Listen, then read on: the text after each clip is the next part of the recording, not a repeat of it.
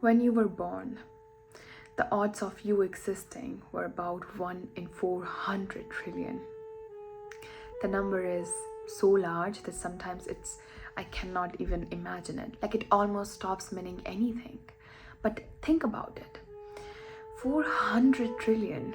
You will probably never compete in anything with odds like that.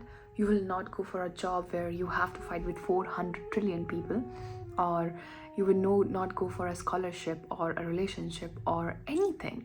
And yet you already won something far more important, a chance to exist. Alright, I don't bring this up more often, but it's not a story, but like my experience when I was a child. I used to look at the sky during sunset and used to ask myself many questions. I used to ask myself, why are we here? And if everyone is going to die one day, like my grandparents gonna disappear, my parents gonna disappear, and I'm gonna disappear, then what is this all for? You know, like that genuine question I used to ask myself. And literally, I used to be so scared of the sunset because sunset used to feel very gloomy to me. I still remember. Those questions used to scare the hell out of me. Seriously.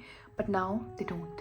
Really, they don't. And I love sunsets by all means. Like, I spend many days just watching sunsets. Now, those questions make me feel more awake about my existence. Because death is guaranteed, I know for sure, but existence isn't. And somehow, against impossible odds, you are here and I'm here. Breathing, thinking, and questioning. And this is what confronts me. How do we win 1 in 400 trillion and still live like it's nothing? Like, we scroll, we numb ourselves, we shrink ourselves, or we stay quiet when we want to speak or when we want to express. We trade depth with comfort, and we trade curiosity with routine, and we trade authenticity with approvals, and we call it normal. I'm not talking about privilege here. Yes, some people struggle to survive. I know that. Yes, it's the reality, and I accept it and I understand it. And survival will always be fundamental, obviously, but depth is not reserved for the wealthy.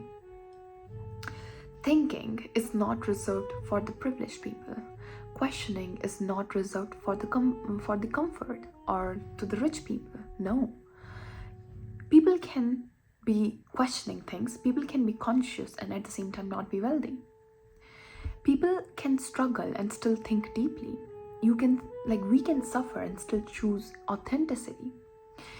Okay, I'll just give you a small reference. I'm not from a rich family, but I'm also not poor. But my dad, before he became anything, he was really poor.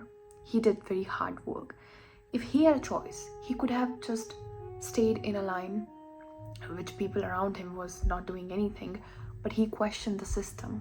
He questioned himself. He did hard work. He worked so hard. He studied so hard that he became whoever he is now. He is something, and because of him, I'm here. So, I don't think being conscious and being privileged is connected. No. You can be conscious with all these survival instincts. What would actually be tragic is not dying. What would be tragic is reaching the end and realizing you never fully lived. Not because you were unsuccessful, but because you were afraid to live, to speak, to express, to become. 40 years from now, what would feel like a waste? Think about yourself. For me, it wouldn't be money, obviously. It wouldn't be status. It would be knowing that I had this impossible chance and I played it small. I stayed comfortable and I muted myself. I didn't feel deeply, and I didn't live consciously. That would be my waste. You are 1 in 400 trillion. Not in any poetic way, but in mathematical way. Statistically, you are 1 in 400 trillion. And one day that probability collapses back into zero. So the question isn't, are you special? The question is, what are you doing with the most statistically unlikely opportunity you will ever have?